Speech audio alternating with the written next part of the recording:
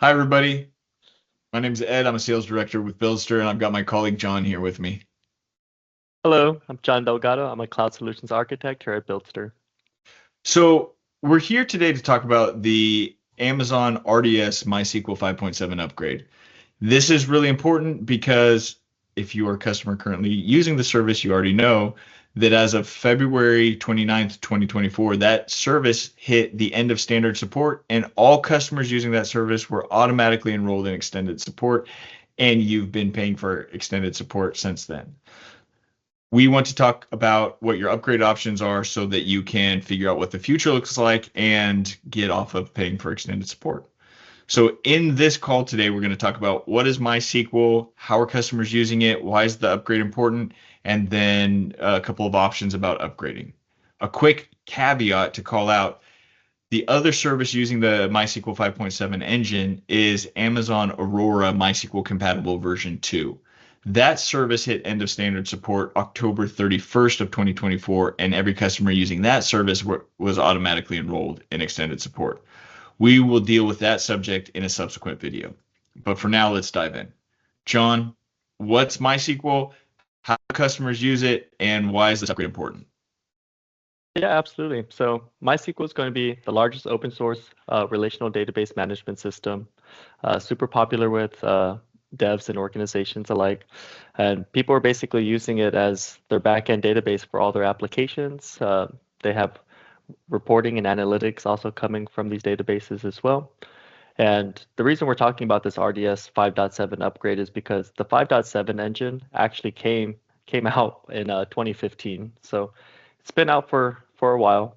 It reached a community end of life in October of 2023, and Amazon's RDS offering reached end of standard support in February of 2024. So the reason we kind of talk about this is because it's important to be in support, because when you're in support, you're receiving security patches, getting bug fixes, patches, different things like that. So you want to be as safe as possible when you're dealing with data, right? Yeah. So if I'm currently paying for extended support to be in support as you talk about and getting the critical bug fixes and critical security patches, what are my options? Yeah, so there's four general options that we'll be going over. And so the first option is going to be do nothing. And so which is kind of scary in itself, right? So when we say do nothing, Amazon RDS is offering. So if your database does not actually have a extended support offering, when it reaches the end of life, it will automatically be updated and upgraded to the latest and greatest database engine, which is super scary in itself, right? And uh, just super scary. And fortunately for us, for this MySQL 5.7 upgrade, it is eligible for extended support. So what that means is we have 3 more years of Amazon offering their own support, right?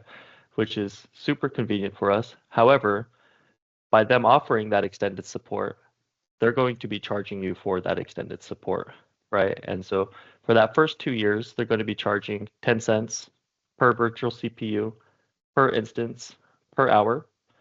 And then for year three, it goes up to 20 cents per virtual CPU per instance per hour. So it can get expensive very quickly depending on the sizes of your database and those instances that you're running, right? And then after those 3 years, you've been paying all this money. If you still haven't upgraded, uh, then Amazon will actually go ahead and perform the update for you regardless. And so there's still that extremely scary situation of getting rolled out to the latest and greatest without any testing, validation, or anything like that. So still very risky in the end. So not a recommended approach, Ed. Great. So do nothing really is kind of looking at you have a timeline for preparing for the future. So you're not forced into making a change, but you can actually create the plan to upgrade appropriately. That's correct, Ed. Yep. Got it. Okay. So option two. What's option two? So option 2 is going to be the AWS recommended approach and the Buildster approach as well. So this approach is going to be what we call a blue-green deployment. And basically, this is going to give you the least amount of downtime. This gives you the ability to test, optimize, and validate. And it gives you this replication between your staging environment and your production environment. So when you do perform your switch over, you have the latest data. The con to this, though, is that you do see an increase in cost while both the blue and the green environment are up and running. Okay. It's good to call out the additional cost, and it makes sense that you're paying more for having two instances running. What's option 3? Option 3 is going to be the in-place upgrade. And so this is going to be your least expensive option, and probably makes sense in some scenarios. One of the scenarios could be like a dev environment, like where your blast radius is very, very minimal. Because some of the cons here are going to be your downtime, absolutely. Because when you're performing an in-place upgrade, you basically have to take a whole outage while you bring that database down, so no one can access it while it's performing that upgrade. And so the larger your database, the larger that outage window is actually going to be. And so throughout that entire time, you just don't know if you come out of that upgrade and all your users start accessing your database and you haven't performed any testing or validation, and now you have a bunch of risk and a bunch of what we call unk, right? The unknown unknowns, right? So it's something that's not ideal. It could lead to a poor customer experience. Makes sense why there could be a small set of scenarios where that could be a very easy option, especially since it's the least expensive.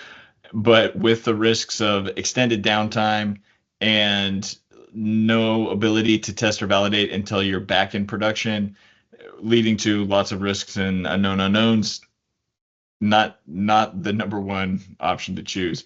Okay, we talked about 1, 2, and 3. What's kind of the fourth scenario to talk about? And are there, within that scenario, what's kind of the smart approach? Gotcha. So the fourth option is going to be like really analyzing your use cases and your workloads, and maybe taking a look at what your long-term goals are, right? And so your long-term goals, this could be a great opportunity to maybe migrate to a different database engine. Maybe you want to migrate to PostgreSQL. Maybe you want to gain some performance gains and migrate to Aurora. Maybe using MySQL in like a data warehouse or a data lake format, which is not really optimized for. So maybe you look at moving it over into Redshift or something more natural for that. Another thing could be like refactoring workloads or applications to use different technology, right? But again, that's going to be part of a long-term effort. The short-term recommendation would still definitely to take your 5.7 engine, upgrade it to 8.0, get in support, get off the extended support, stop paying for that, and get up to date with your security patches and not be vulnerable to any of those vulnerabilities or bugs, right? Great. Thanks, John.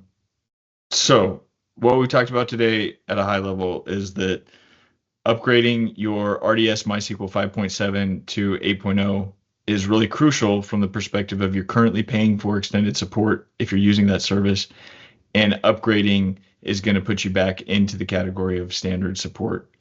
And then there's a couple different options. The AWS and Buildster recommended option is to use the blue-green deployments.